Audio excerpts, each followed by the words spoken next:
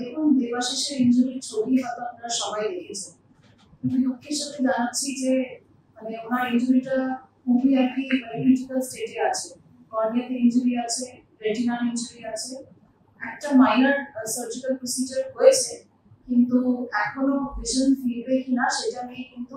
কেউ সঠিক বলতে পারছেন না। ওনাকে কিছু মেডিসিন দেওয়া আছে, ওনার মানে ব্লাড ক্লটের একটা পোর্শন আছে, ওটা যতক্ষণ না ক্লিয়ার হচ্ছে বলা খুব মুশকিল যে ভিশন ফিরবে কিনা, এবং এটা বুঝতে বুঝতে মিনিমাম হয়তো 7 থেকে 10 দিন সময় লাগতে পারে।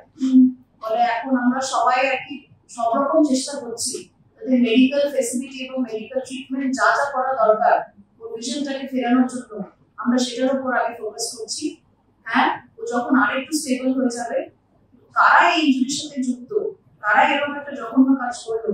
তাদের চিহ্নিত করার প্রক্রিয়া আমাদের চলছে এবং যেরকম যেরকম হবে আমরা আপনাদের সাথে শেয়ার